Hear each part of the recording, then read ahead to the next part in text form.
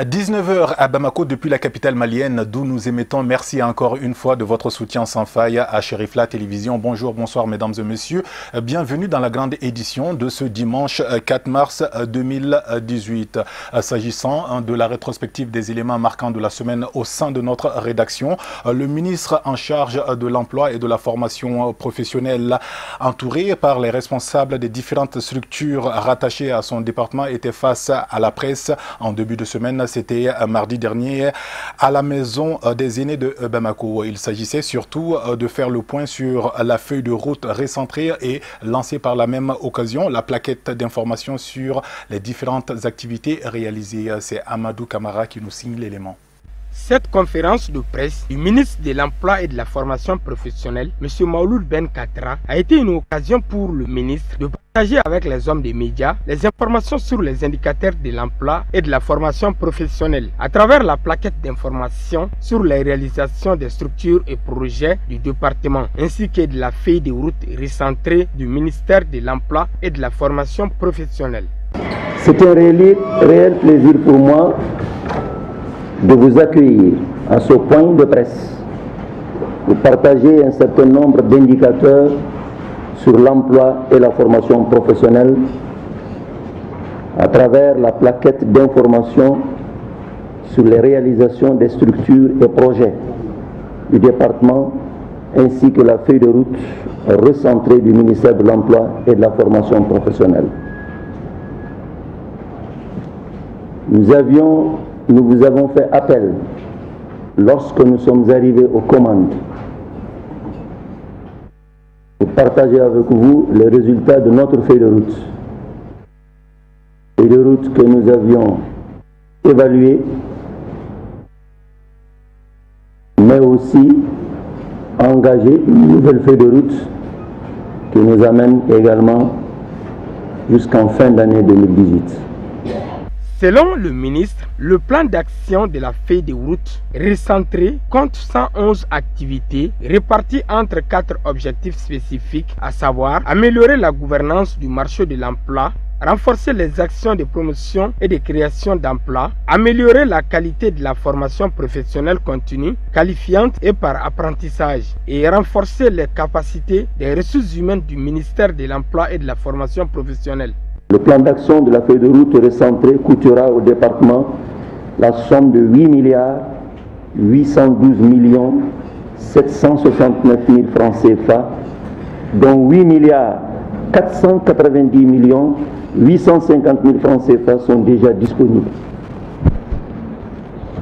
Ces ressources concernent aussi bien le budget de l'État à hauteur de 43% et l'apport de partenaires techniques et financiers avec 56,47%. Dans le cadre du suivi des 200 000 emplois promis par le président de la République Ibrahim Boubacar Keïta en 2013, les structures techniques du département de l'emploi ont régulièrement collecté et diffusé les informations sur les créations d'emplois, a-t-il précisé.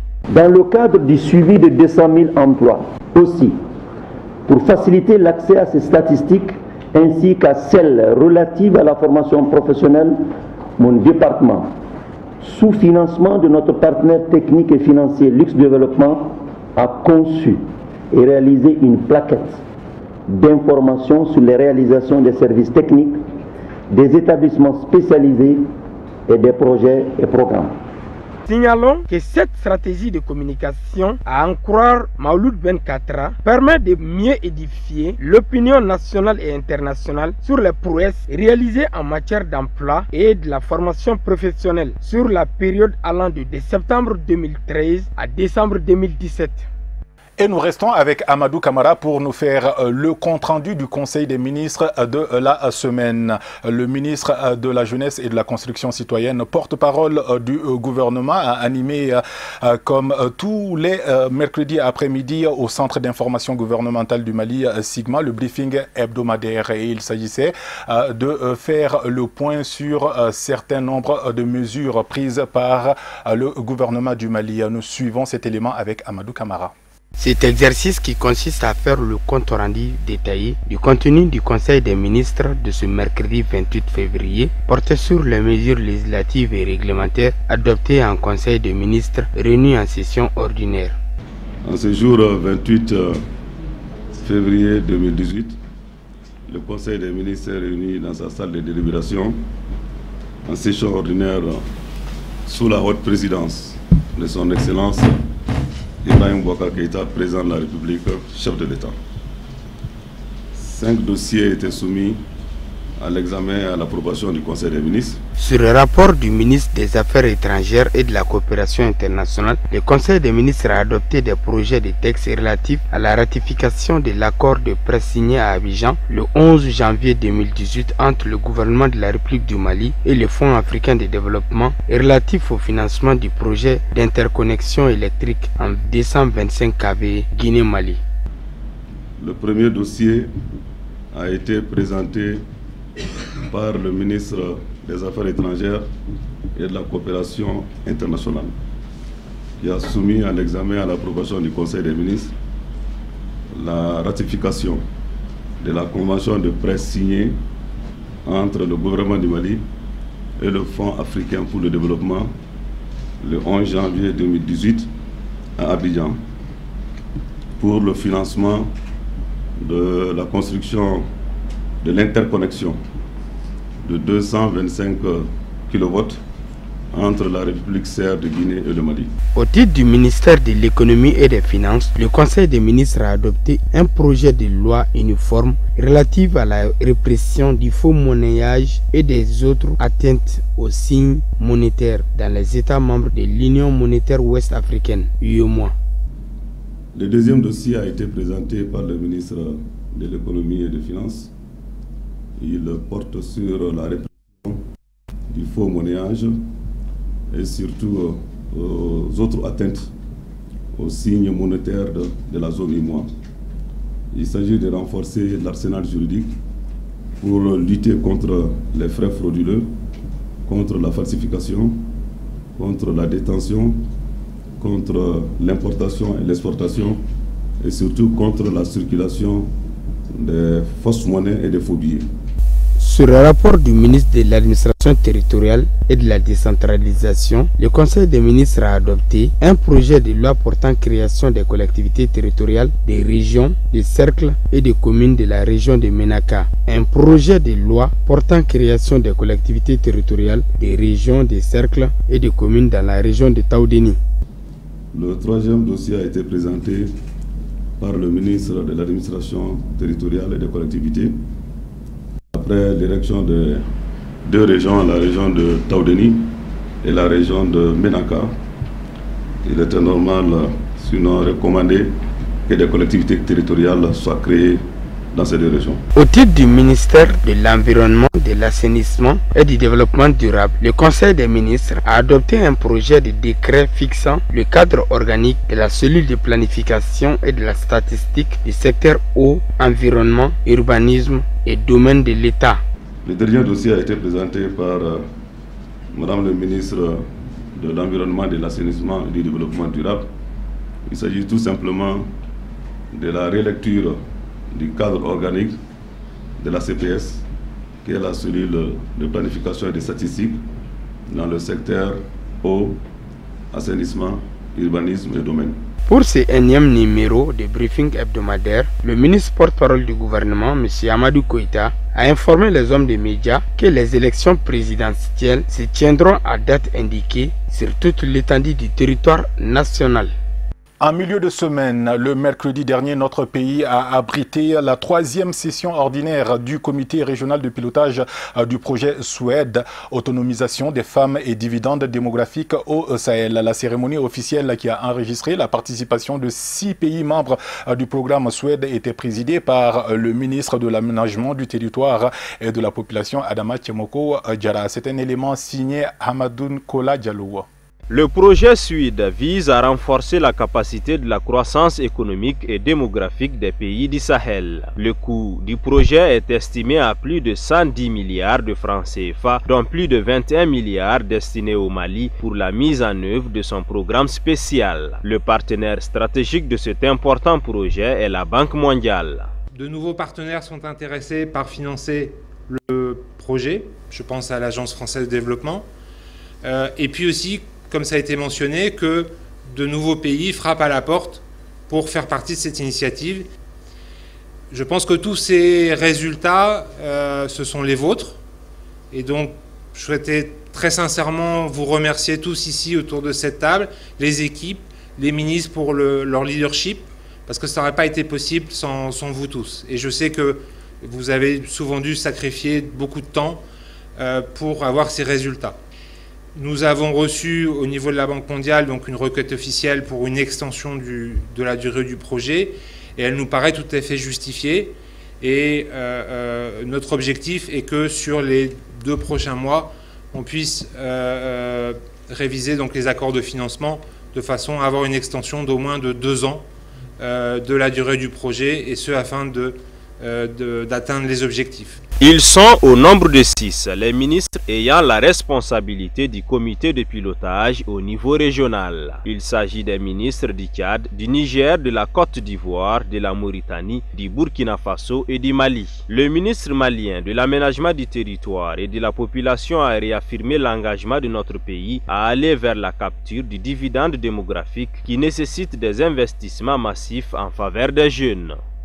Dans ce contexte, il n'est pas superflu de dire que Bamako, notre capitale, est devenu ces derniers temps le centre de gravité des grandes réflexions sur les problématiques essentielles du Sahel.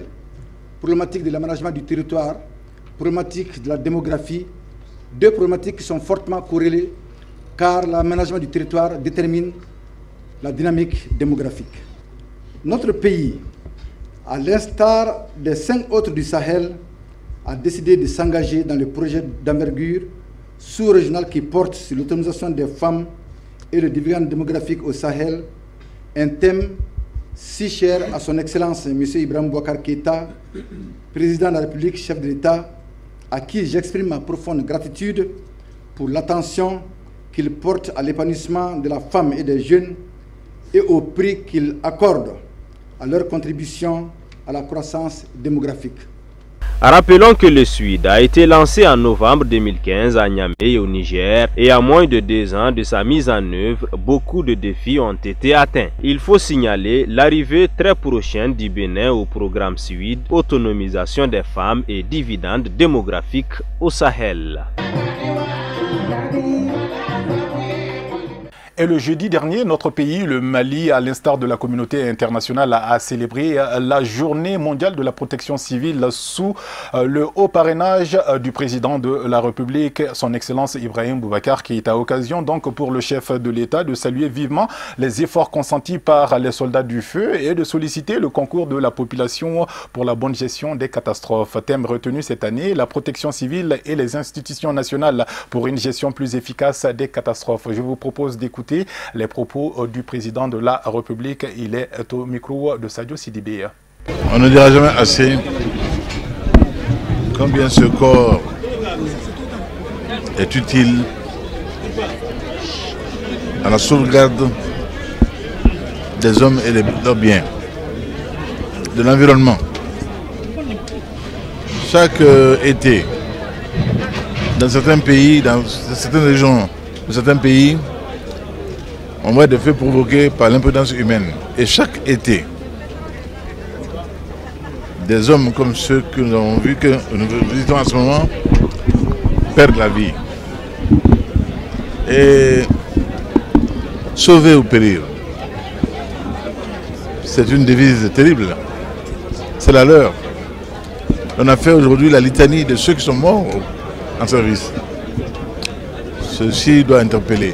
Et c'est pour cela que chacun de nous doit savoir que nous leur devons. Que nous leur devons de manière indicible. Pourquoi je suis effaré de constater que malgré toutes les sensibilisation.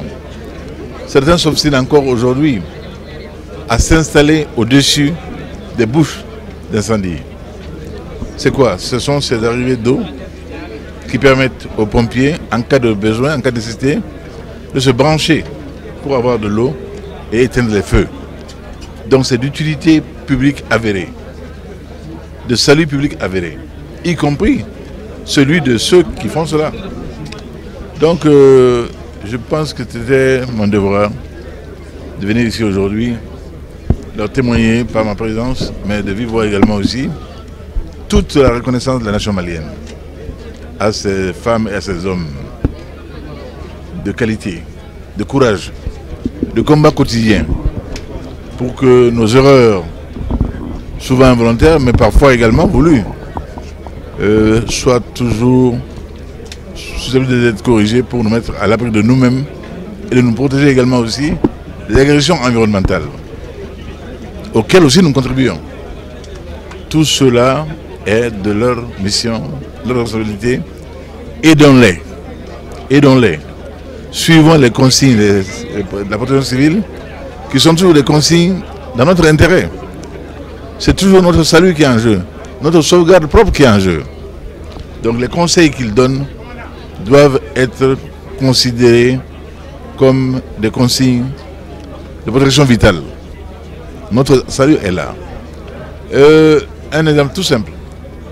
Parmi ceux auxquels ils portent secours quotidiennement, il y a beaucoup d'accidentés de la route, parmi lesquels, hélas, encore aujourd'hui, bon nombre de nos jeunes à moto. Quand nous disons qu'il faut que les jeunes comprennent l'intérêt du port du casque, ce n'est pas pour les brimer. Nous aimons trop nos enfants. Mais d'avoir vu moi-même un jeune avec le crâne fracassé dans la descente du toboggan de Dar es Salaam, cette image me collerait toute ma vie. Pour éviter cela, il faut porter le casque. Mais pas un casque calebasse. Un casque qui soit un vrai casque de protection. Un casque bourré. Un casque fourré, un casque qui amortisse les chocs. Et un casque solide. Cela est requis. Tout celui-là, tout celle-là qui aime son enfant, qui pense lui faire plaisir en lui achetant une moto, a le droit de le faire, mais n'a pas le droit de ne pas lui offrir, en même temps que la motocyclette, un casque. Si on aime son enfant, c'est un geste incontournable, un geste premier. Donc ici aujourd'hui, c'est la journée de la protection civile. Savoir gré, encore une fois, au nom de la nation malienne, à l'œuvre fantastique qui est faite ici au quotidien, nuit et jour, vous entendez les sirènes. Ils courent. Quelquefois, certains farfelus s'amusent à faire de fausses alertes. Cela ne doit pas, parce que cela peut empêcher d'être ailleurs où c'est réellement nécessaire. Donc, que l'on soit très vigilant et très à l'écoute de la protection civile. Elle est là pour nous, pour servir. Pour servir et vivre avec nous et non périr. Inch'Allah. La Fondation Amadou Djadje Sako a fait le jeudi 1er mars une importante remise de matériel pédagogique, informatique et des sacs de riz à des écoles et madrasas de Koulikoro. Elle a également procédé à cette occasion au lancement des travaux de réfection de la rue 164 au quartier Plateau 1 de Koulikoro. Ces deux importantes cérémonies conjointes ont enregistré la forte participation du public, des autorités administratives traditionnelles, religieuses et des professionnels du monde de l'éducation. Notre envoyé spécial était Alhamidou Badini, accompagné pour la circonstance de Sogodo Abdoulaye. Contribuer au développement local, tel est l'objet dans lequel s'inscrit la présente donation de la Fondation Amadou Djadje Sako. Un don d'environ 10 millions de francs CFA composé de livres islamiques, de cahiers, de stylos, de 50 tables bancs, de 6 ordinateurs bureautiques et d'une tonne de riz. Merci, c'est un sentiment de satisfaction. Je remercie infiniment la Fondation Amadou Djadje Sako. Nous sommes des bénéficiaires parce que une école Médersa vient de bénéficier de 50 tables bancs. Si nous savons qu'à la date d'aujourd'hui, ils ont 0 table banc. Et la Fondation vient de doter aussi les Médersa de fournitures scolaires, de matériel scolaire, ce qui nous permet d'améliorer les résultats scolaires. Donc vraiment, c'est un sentiment de joie et de satisfaction totale. L'école des sourds-muets de Koulikoro n'est pas restée en marge de ces donations. Elle a reçu, en plus du matériel pédagogique, des sacs de riz et la somme de 200 000 francs CFA. Nous remercions le donateur, nous remercions tout ce beau public qui était là. Nous sommes très contentes de ce qu'on nous a donné et de la façon qu'on nous a donné. Vraiment, je suis très contente et toute l'école est ravie du geste. Les enfants sont en train de s'épanouir de ce qu'on les a fait. Le fait d'être parmi les autres, c'est déjà quelque chose pour nous. Merci à Sako, merci à sa fondation, merci à Chorifoula, merci aux Mandersa qui ont été cause, merci pour tout le monde. Les autorités administratives, traditionnelles et religieuses ont remercié la fondation pour sa contribution au développement et invité les bénéficiaires à faire bon usage de ces équipements. La fondation a ensuite lancé les travaux d'aménagement de la rue 164, située au quartier Plateau 1 de Koulikoro. Objectif, faciliter la mobilité aux riverains, en particulier les vieilles personnes. C'est encore une demande des usagers du quartier qui sont là il y a très longtemps. Les eaux usées, ça les fatiguait pratiquement dans leur quotidien, parce que vous avez vu le coin. En montant, tu montes, voilà, en partant à la mosquée, c'est les jours qui traversent. Bon, moi je pense que quand même si tu prends religieusement, c'est pas aussi fameux. Bon, et voilà, entre autres, qui nous a poussé à prendre le dossier et puis voilà, à les traiter. Et voilà, aujourd'hui, ça a été vraiment un grand jour pour nous. Les activités de la journée ont également été marquées, entre autres, par la lecture du Saint-Coran, des sketchs, des prestations de sourds-muets et une visite à la famille fondatrice de Koulikoro. Point final donc à la grande édition de ce dimanche 4 mars 2018 en espérant que vous y aviez prêté une attention particulière. À 21h, vous avez rendez-vous avec Kafouné Batili pour la version en langue nationale Bamanakan. Je vous souhaite de passer d'excellents moments en compagnie de Chérifla Télévision. Bon début de semaine à toutes et à tous et à très bientôt.